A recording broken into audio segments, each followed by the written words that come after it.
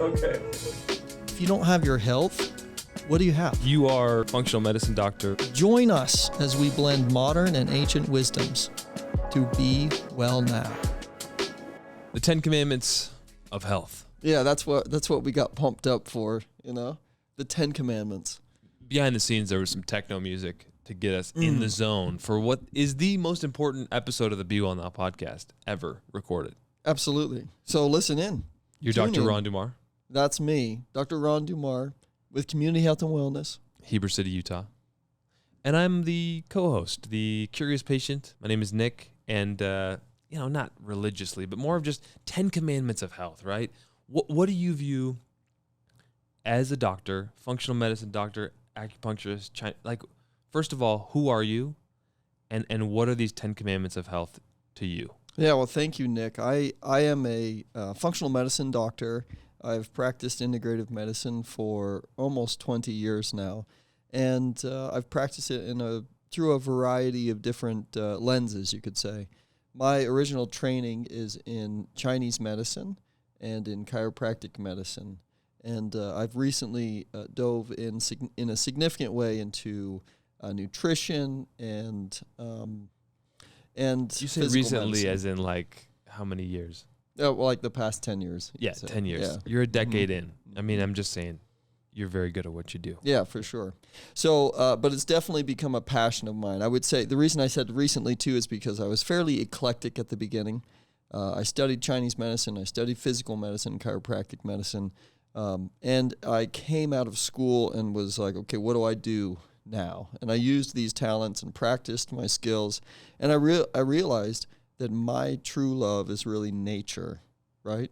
It's pulling and using the tools that we have in nature to apply in a way to affect our physiology, to help support and promote vitality of health. And so that's why I say recently, because it's become, even throughout my discovery of the health field, it's become more pertinent and important for me to realize and to begin to implement it in a more serious way, that my emphasis is internal medicine through nature. So changing the physiology through nature. You're so passionate about plants and the power they have to heal, and I do want to get to that because it is one of your 10 commandments. Yes. So we're going to knock out 5 of them today, but I thought maybe you could go through them, read what they are, and then we're going to explain them later. So no explanation, but just to hear the 10 most important things that we could know out there about health. And I think what surprised me before you get into this is that you don't mention food in every one. Yeah, food, everything you put into your mouth every single day is so important to me. But I think that health is deeper than that. I think there's a reason you put food into your mouth, and it's a matter of self-respect. It's a matter of the way you view the world. It's a matter of the way you view yourself. And so if we can get to that root, then what you put into your mouth every day will correct itself. And so maybe that's why I didn't put as much or anything about actual food or food sources or food product. And yet I know how important metabolic health is in this clinic, and that's why I brought it up, not to say that you didn't care about food. All right, because we have a lot to talk about. Could we do the top 10? Yeah, let's do it. And are we going to go 10 to 1, 1 to 10? Yeah, we're going to start 10 to 1. 10 All to right. 1. It's just like more thrilling to go from 10 to 1, right? Because then everybody's wondering, well, what's 1? I'm very excited. So hang in there, because we'll get to 1. Here we go, number 10. Should we do some sound effects? Yeah, sure. Oh, and number 10 is nature has the answers. Nature has the answers. Number 9, have a health professional and know your numbers. Okay. Number 8, script and listen your way to health.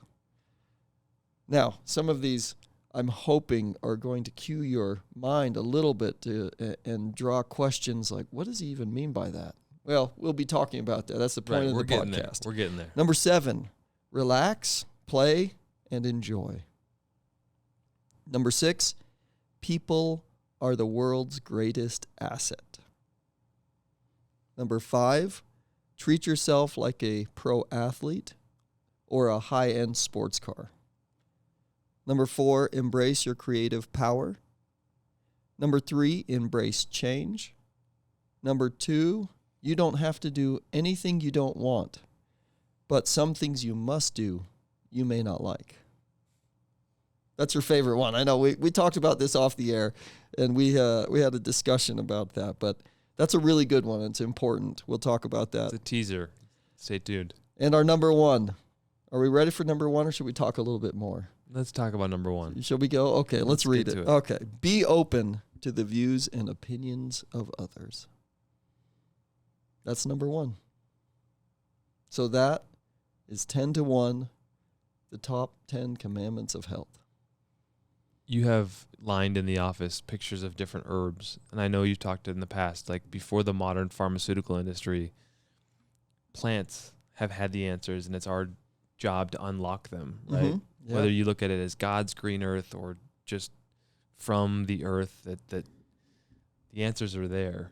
Yes. Do you want to talk about nature has all the answers, since that's Nature, 10 and we can go from 10 to 5? Yeah, nature does have all the answers. And when you look at, when you get into, medical journals and writings and studies about plants, you recognize that there are a variety of different compounds that are found within plants that we're discovering every day now. We're discovering new compounds that perform. We're discovering what already is. Yeah, it's there. It's there. Yeah, it's like taking a deep dive into the ocean. Like, what's at the bottom of the floor of the ocean? We don't even know at this point, right? So we're still discovering the beauty that the plant life has for us and the compounds that exist. What do you mean by that? Like, give me an example, because the critical mind's going to be like, hey, medicine is necessary from the pharmacy when I get sick. What do you mean all this hippy-dippy plant stuff? So I was reading an article just yesterday about plants that are used in Africa for antibiotic-resistant drugs or bacteria. So antibiotic-resistant bacteria is becoming a massive problem in our world, in healthcare in general. Have you ever been to a physician or a doctor and been prescribed antibiotics and it didn't work? Okay, that's antibiotic resistance. That means whatever you had was either it wasn't fitted correctly for your the microbe that was infecting you. Okay, so antibiotic resistance is a significant problem, and if we can solve this problem of antibiotic resistance, then we can save thousands, if not millions, of lives. In fact, antibiotic resistance, they think that somewhere between 10 and 20 million lives will be lost by 2050 as a result of antibiotic resistance. So that's a significant number. So what plants offer is the ability to go in and not just be one single strain, one single antibiotic, but be multiple complex compounds to address a biotic species and neutralize it. Okay? So one of the plants that they were discussing that were indigenous to Africa was aloe vera. So aloe vera has a complex set of compounds that address antibiotic properties in the body. It's also very cooling. We use aloe in our culture mostly as a cooling effect to calm down like a sunburn. Right. Or to calm the stomach from a ulceration, right? Another one was artemisinin. Artemisinин's been used as like a anti-parasitic in Africa for a long time. They've used artemisinin to treat people when other medications or antivirals were not having an effect. So these various compounds, let's say, it could be like antioxidants, polyphenols, right? It could be gingerols, it could be bromelain. There's all sorts of different types of compounds within plants, hundreds, if not thousands, within a single plant that take and have an impact on viruses, bacteria, and also like helminths. Okay, but I don't understand any of that. I want you to tell me how to live a better life. So why does nature have all the answers? How does that help me? So yeah, nature has the answers. So you know a lot of stuff about how these help, but yes. How can I apply that to my life? Nature has all the answers. So the way that we apply that to our life is we take plants and we consume more of them. We want to consume more farm to table. We should be consuming more things in their indigenous state. Let's put it that way. And so by consuming plants that grow in the environment around us, they have developed within themselves the ability to withstand the biotic cultures within our environment. They're living right next to us, and they're thriving. And so when I consume them, I literally consume the intelligence of thriving in the environment in which I live, which is the same environment in which they live. So I want to share that intelligence. And that's what the plant gives me. And we talk about compounds and we get in the weeds as doctors because we love that stuff. But really, you're borrowing the intelligence of a plant that's learned to thrive in your local environment when you consume a plant. So that's the explanation of eat local. Eat More local, so than yes. supporting the economy is like you're sharing the intelligence of the plant that was able to thrive in the soil next to you. Yes. How close to you? Like 2 hours away or like next to you, like a block away? As close as possible. Okay. As close as possible. And so number 9, are we ready for number 9? Let's move on to number 9. Although we've done a podcast about ecotherapy and the power of nature and grounding your feet into the earth and getting sunshine and being outside. It's common sense stuff, but to me, you don't need to explain the science to me. That makes it, nature does have so many answers for our mental health as well. Yeah, and the sunshine, the rays of the sun, different light therapy. There's nature is just a wealth of healing that it provides for us. And we will naturally heal, naturally heal, right? We will naturally heal if we allow our bodies or give our bodies those substances from nature right, that it needs to be able to heal. Okay? All right. Well, if you have more questions, we have a lot more episodes. Scroll through here on the Be Well Now podcast because we've talked about many of these things before. Yeah, and like and subscribe too. That would be amazing. Yeah. Yeah. Thank you the channel. for that. Support We the love channel. that. So number 9. have a health professional and know your numbers. I have a lot of patients who they've come to me usually near the end of their journey, right? They'll frequently come. They've been to this doctor and that doctor. They've been told it might be this or it might be that, and they don't really know. But they feel generally like crap. They're not feeling well at all. And they would like to have more vitality. They'd like to be able to have more energy. They'd like to be able to do the things they feel like they should be able to do, but can't, because they either can't generate the motivation or they can't get themselves literally out of bed sometimes because the overwhelm or the pain or the inflammation is so great in their life at this point that they want it fixed. So when they come to me, I'm saying, okay, well, we just need to do a broad overall check, and let's just see what your numbers are, but do it in more of a in-depth analysis.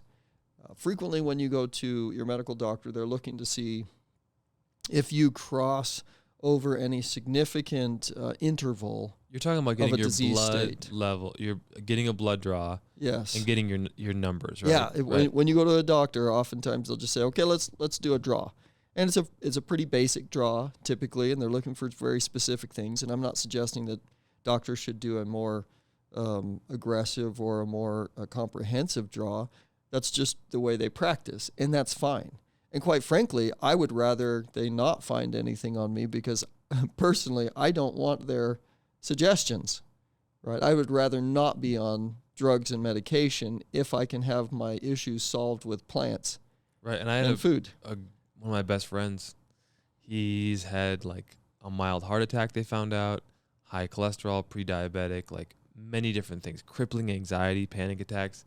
He's had his blood levels taken. I tell him, send him to Dr. Dummar. Yeah. And, I can't even get one of my best friends to just do a couple extra things. He's with this doctor, thinks they kind of know what they're talking about, and now he's on a bunch of pharmaceuticals. And well, you know what, Nick, that's a great. I wish he knew. Like, I'm glad you brought that up. Other solutions, because that you need to remember this for when we do the second half of this series, because what you just pointed to was you don't have to do anything you don't want, but some things you must do you may not like, right? And so to be able to say, okay, I need to engage in my own health. I need to take a role in my own health, be more involved. and understand what's actually going on in my physiology and how I can curb that and turn that around, we actually have to take a role. We have to take a physical and mental role in making a change in our life. Okay? So we're going to cue that up for next time. But I'm glad you brought that up. So have a health professional. But even like their numbers of what is normal, you're going to look at, you want us in the optimal range. Like you don't want this like, that's I mean, I don't know. I feel like I keep jumping over you as you explain. You're fine. No problem at all. But when you're dealing with medications, drugs, surgery, you don't typically want to, if you're a good physician, if you're a caring and compassionate physician, I feel like most of our physicians are, the majority of them by far, 99% or more, are very caring and compassionate. That's why you go into medicine. So they don't want to give you something that you don't need or that's not going to be a benefit to you in some way. And so if the relevant range of the lab is really narrow, what that means is it's more likely statistically that people are going to fall outside that range, right? Which then would lend itself to giving their patients more medications and more surgery. So what they do is they actually make that a little more wide. So they say, okay, well, this tends to be a better understanding for us. This seems to be a better recognition of where normal, what people love calling normal, is. And so that relevant range is much wider in the clinical range. So the clinical range is what you see on the lab. When you get that back, and you'll see a reference interval, which is like, it may be from 4 to 50, or it might be from 15 to 150. Well, what we do is we take that in functional medicine. We take that and we say, okay, well, we want to understand more functionally what's happening. We're looking for these cues, what's happening in the body. And so we'll take those intervals and we'll make them more narrow so we can see what's happening as far as, the kidney may be over-functioning and then the liver might be under-functioning. Or if we see like blood urea nitrogen, for instance, pretty low, well, blood urea nitrogen, urea is actually made by the liver. It's a byproduct of protein synthesis. You know what you're talking about. I believe you. No, and that's fine. But I'm just saying, I'm using this as an example. So it's a byproduct of protein synthesis. And so if we see that low, right, I can either say, well, that's either low kidney function, or it could possibly, from a functional standpoint, right, it could be going up the stream a little bit more, a low liver function, right? It could be that we're not producing enough proteins or producing enough hormones. The liver might be sluggish, therefore it's not secreting or producing enough urea, okay? And then we see that come out in the blood where we have low amount of urea, okay? So the point is we're looking at things from a functional standpoint, not just this parameter tells me about the kidney and the kidney alone, but it also tells me about the liver. It That's might what I'm tell me saying. about other things. To anyone who's listening, is like, I find yourself a Dr. Dummar.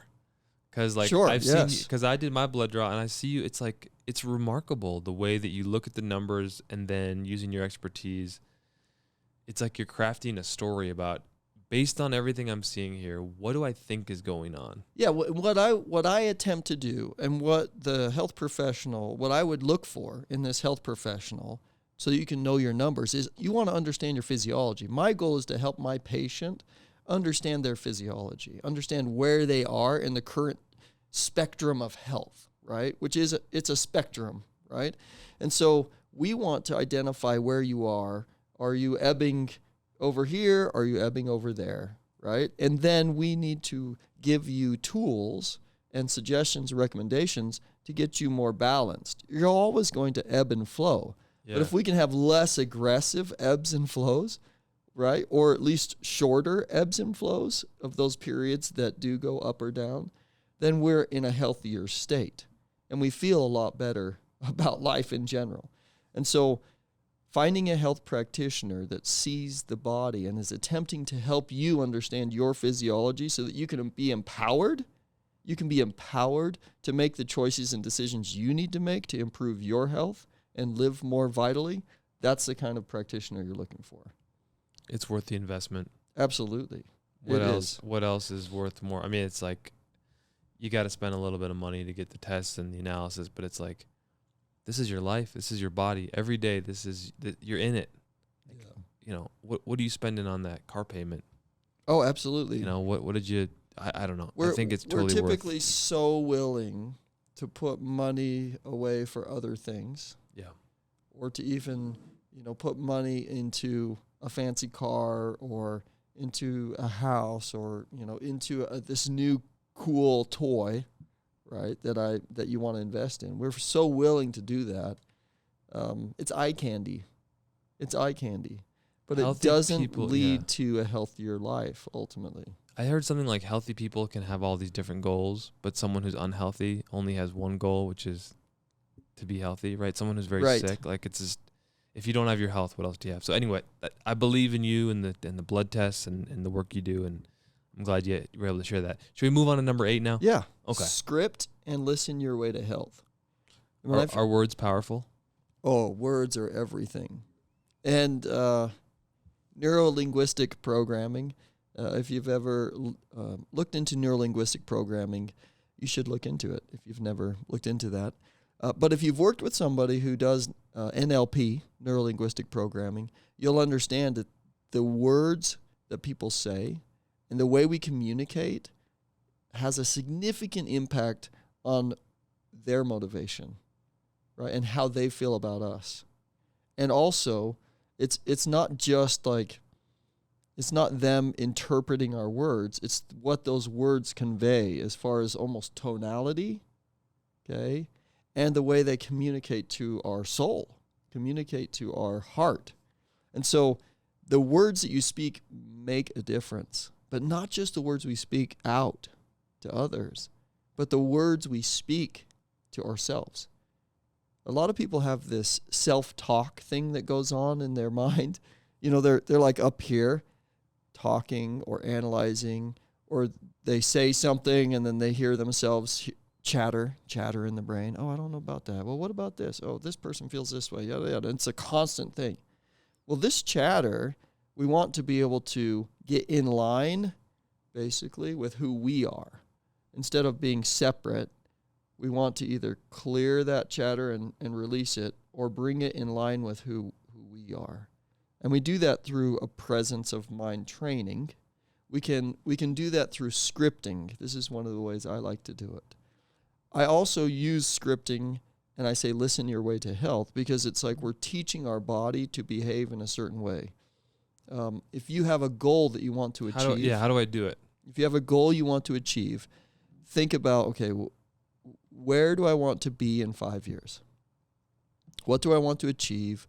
What do I think I want to be? How does it feel? So you want to write down experience. How does it feel? What does it look like? How does it smell? All the little details. Use all your 5 senses when you do this. This sounds very like Joe Dispenza. Yeah, go for it. Joe Dispenza. Yeah, thank you. Yeah, but he talks about stuff like, anyway. Yeah, I'm into Joe Dispenza. It sounds He's like great. We're in the club here. So script and listen your way to health. But again, it's 5 senses. Tap into all 5 of them as far as that pertains to your goal and achieving your goal. What does it feel like? What does it look like? How does it smell? What does it taste like, right?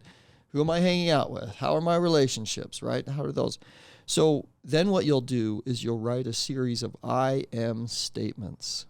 So I am statements are powerful. If you think about some of the oldest records that we have in time, like scriptural records or scriptural texts, they use I am type statements in those. I am is frequently referred to as a reference to God or something, right? Or this holy, innate piece of us, which is God, which is I am, right? Well, this is a reference for who we ultimately are. So when we make I am statements, we're suggesting something about the divinity of us, okay?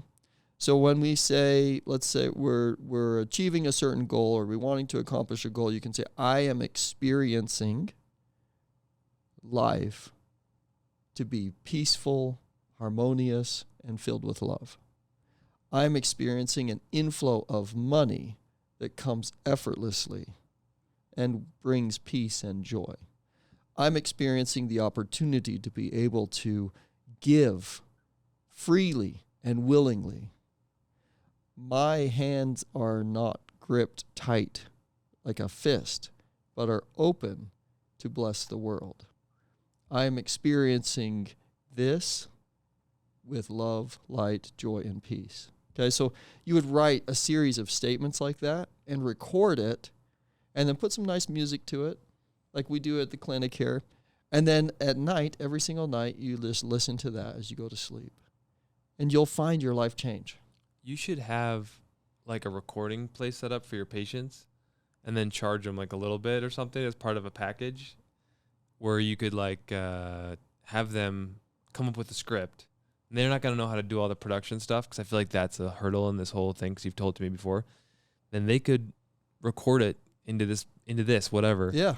And then you could edit it for them and send them home with an MP3 or something like that. Not like it wouldn't That'd be cool. be a big charge. It would just be like part of a health protocol. Because No, I think it's the a great- intimidating thing is, Kathy at home is not gonna. How do I record this? And then I had to add music to it. Like that is a stumbling block, I think, in the process of prescribing this to somebody. Yeah, I agree. And that's something I've wanted to do for a long time. We have actually attempted to have people record it on mics here in the office. Okay, you've done that. In the past. Yeah. It's been a little cantankerous, and it's like I've largely been the one pushing that forward. Yeah. And so what we need really is somebody to be able to help us do that. So That sounds like a good idea. yeah, it sounds If like you a knew great somebody. idea for somebody. If I knew someone that could help us do that, or one of my staff members that's willing to say, hey, I want to take that on because that's kind of in my skill set, that would be brilliant. But I agree with you 100%. That is an Because ideal you've way said to this do before, it. and Yeah. I have all these production skills, and the thing that stopped me is that there's this technical hurdle. Sure. And I'm like, I think scripting sounds interesting, and like the power of words, man, it's is so awesome. good.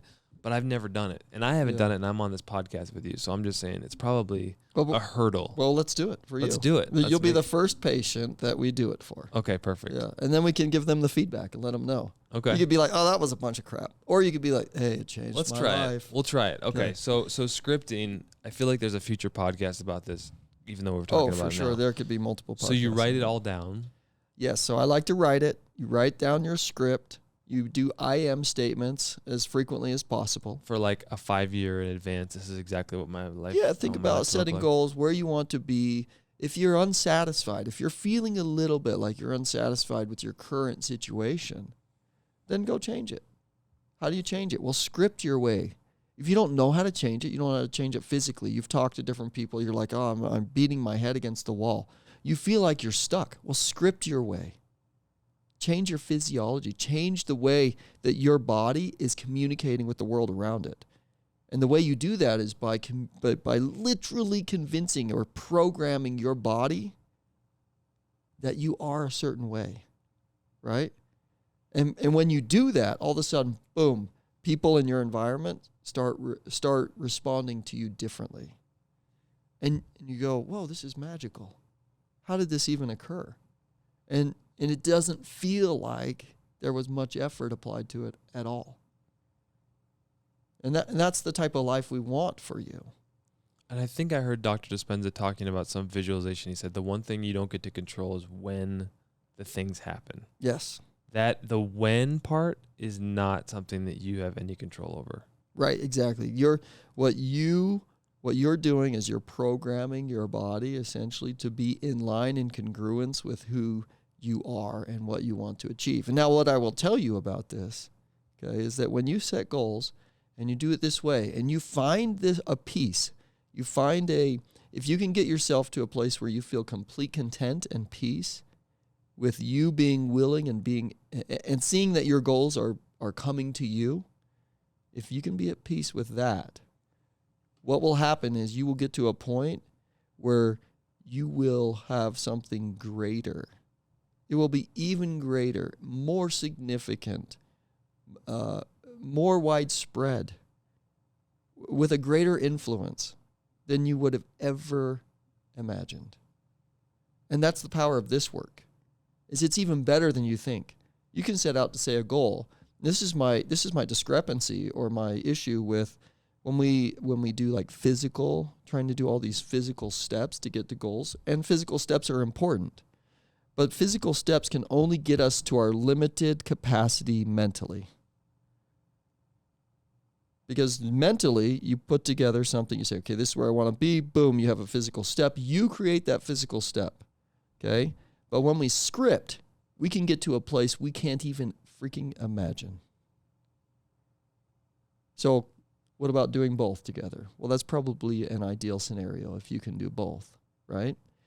And scripting could be part of the role of teaching you or getting you to a place where you feel comfortable doing the tasks that are required to get you to a certain place. But I promise you, like I guarantee you, if you start doing this, you will find that you get to a place that you can't even believe.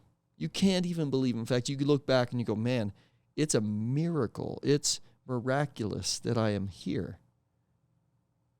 And it's better than you could have ever guessed.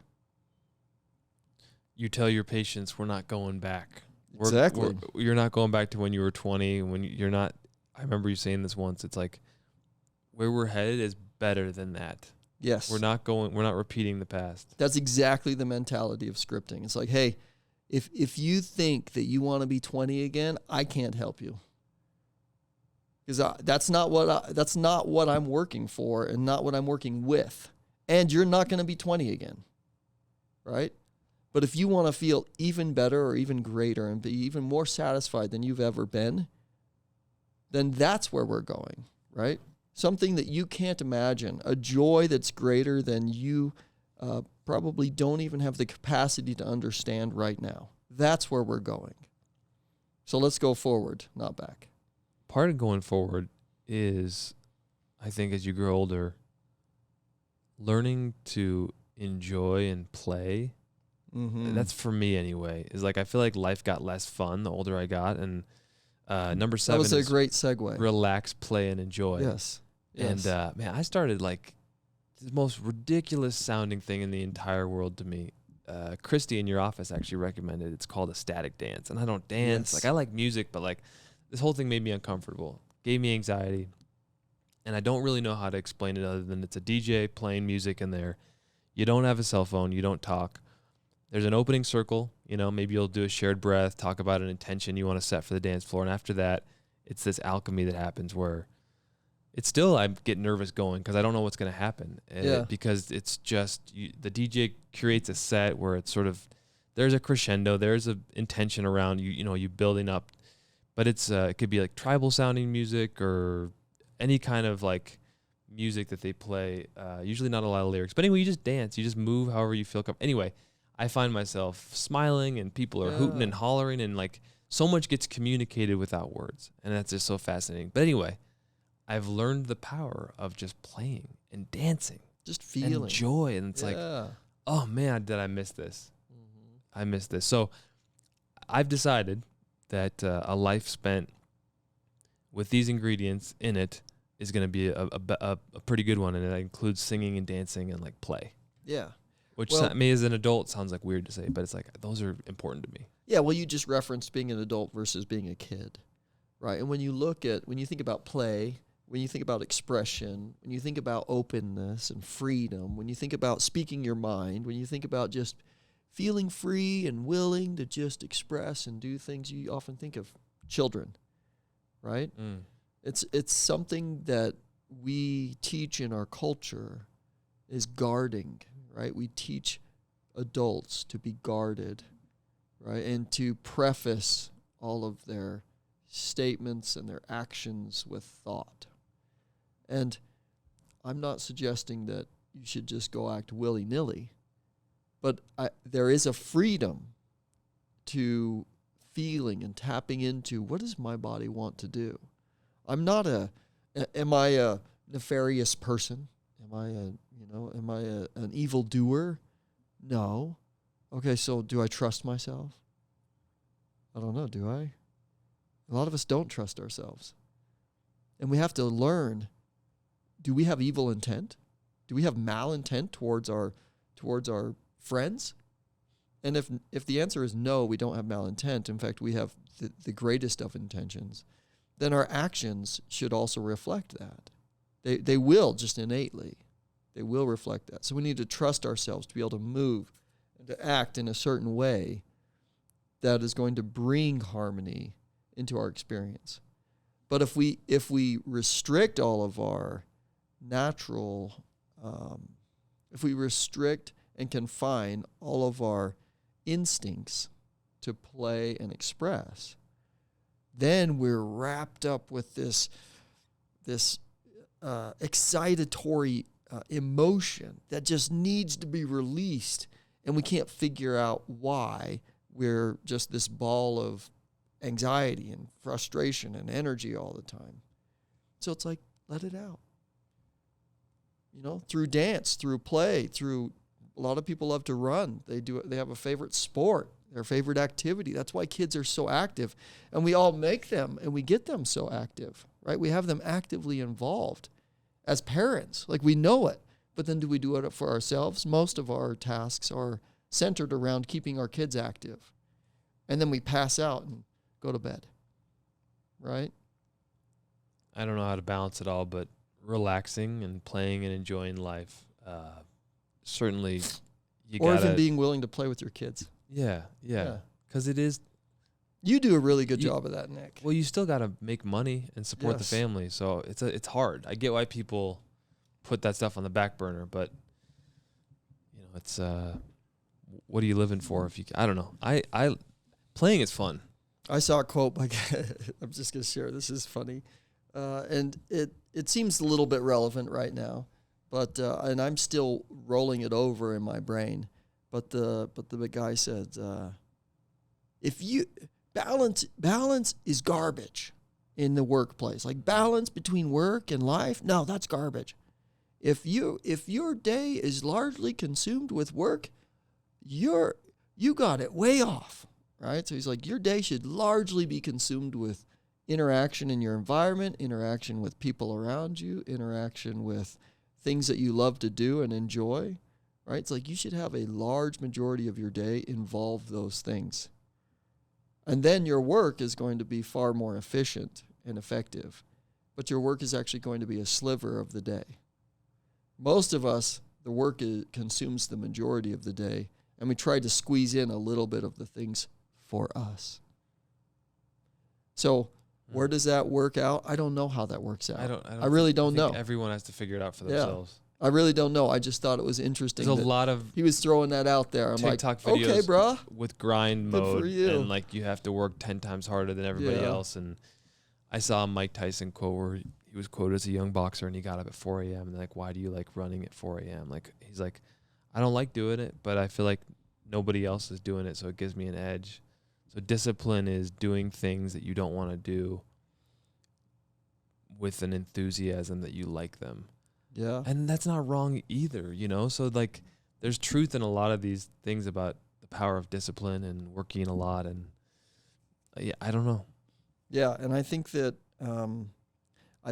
when we look at a lot of these tasks that we need to do, it even draws more importance into the way we view ourselves, how we look at ourselves. And here's a variety of tasks I have to get done for the day, right? To be a mother, to be a parent, to be a father, right? Or even to be a sibling. Here are the things that I need to do to get done for the day. There are just certain tasks. But then there's a mentality of going through those things too. And the mentality is, how do I view myself? What do I see myself as? Do I see myself as an important, valuable creator or creature on this planet? Or do I see myself as a servant forever, or a slave to the eternal whip that drives me forward? Like what am I? Am I that high-end sports car? Am I a pro? Do I consider myself to be like a pro athlete? And then how am I going to treat myself as a result? So if I see myself as a pro athlete, if I see myself as a high-end sports car, and that's the way I value myself, then I'm going to treat myself so much better. So number 5 is treat yourself like that.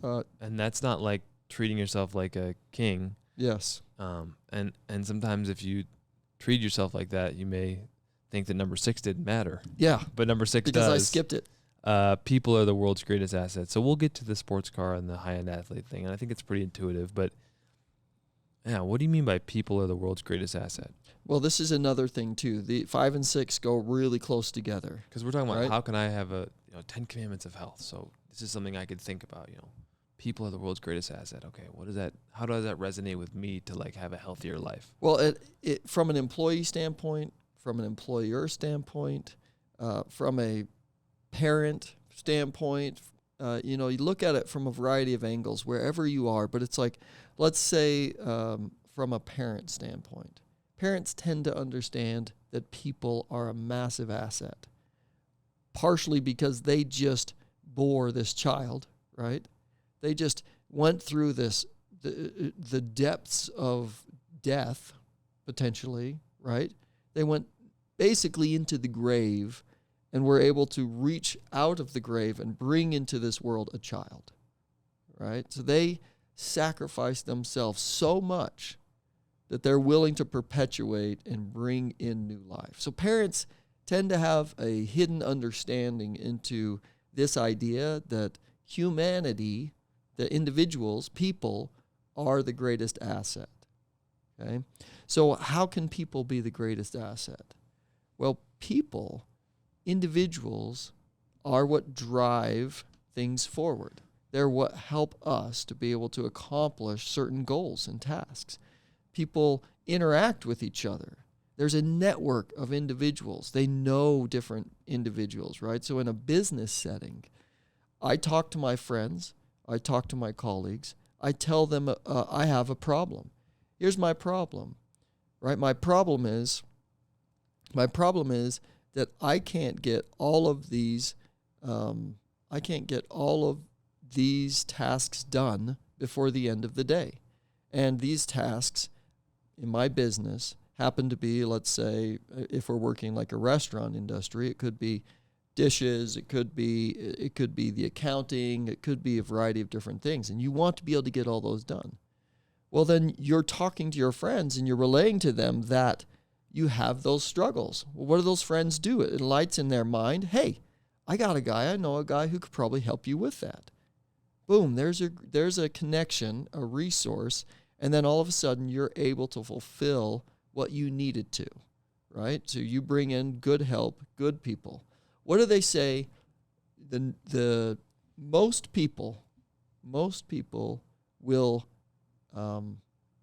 go to or take a referral. They'll go to somebody that they're recommended to go to by a friend.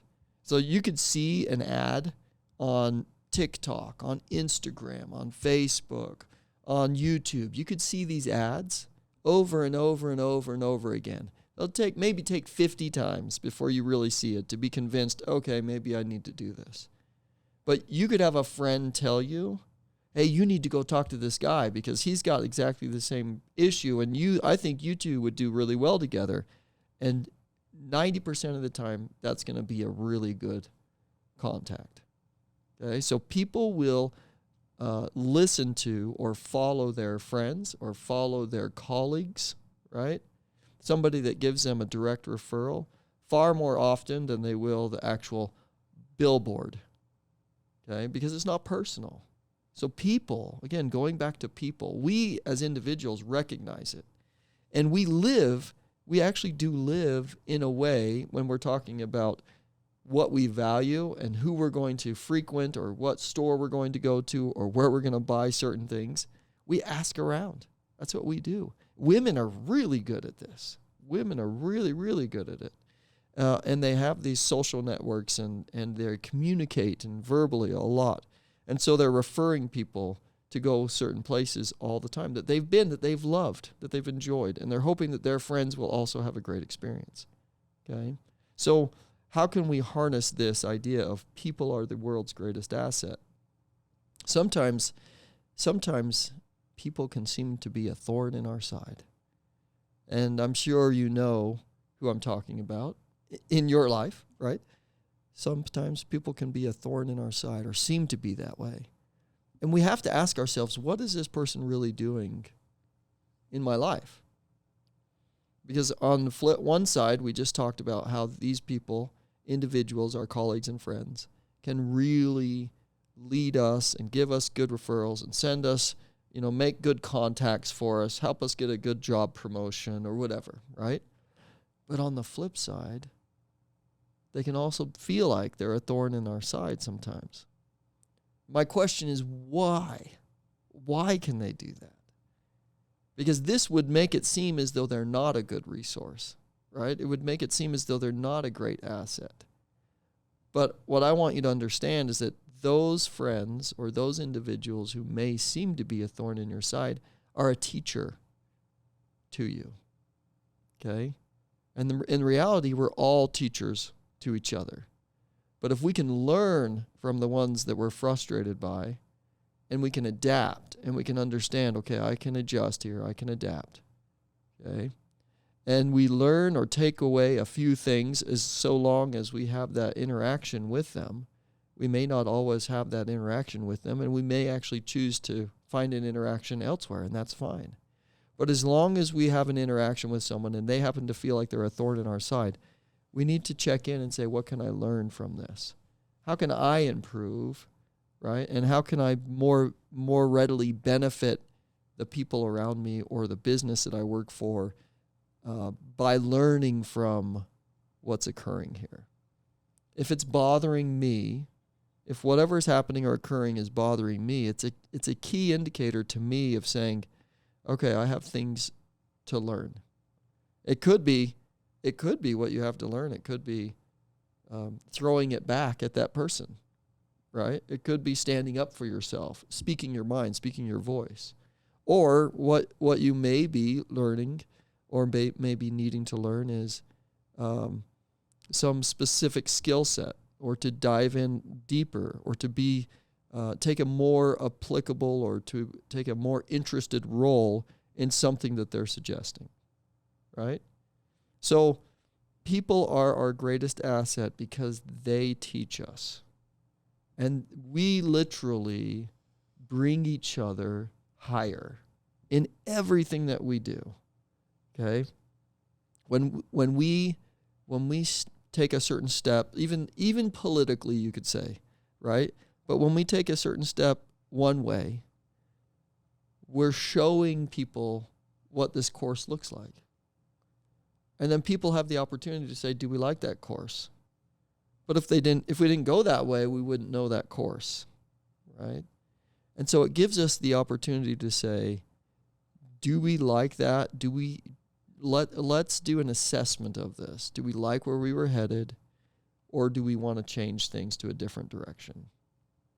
And the only way that we can do that really is through interactions, either evaluations of historical interactions of people, or projections of future interactions, or current interactions now. Those are the only ways that we can basically lift, improve, and become something more than we currently are. So why are people the greatest asset? Because they help us to become something even more than we are now. Whether that's healthier, happier, stronger, more committed. We become changed individuals, become new creatures, become new beings as a result of our interactions with people in our life. And when we step back and look at that, hopefully, my hope is that we will choose our way into a healthy, a more vibrant, a more loving, and a more compassionate way of being than we once were.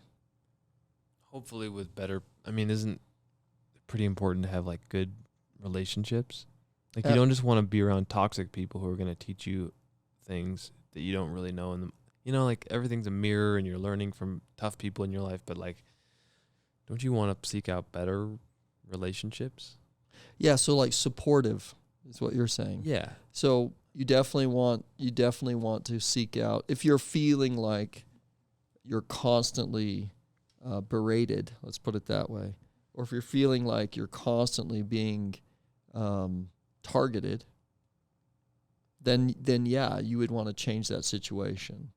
And I mentioned earlier on, there are situations where you may want to completely change the people that you're dealing with, right? But if you start changing the different people that you're dealing with, and you feel and you start seeing these things come up again and again, what does that tell you? So some things will be corrected by a change of environment. Some things won't. Yeah. Okay, and if it's within you, then the world is reflecting to you, trying to help you say, hey, there's some edges we need to soften here, right? There's some molding that needs to occur. If it's within them and it's bugging you and it's a place you need to escape, then making that change is going to be the greatest thing you ever did, right?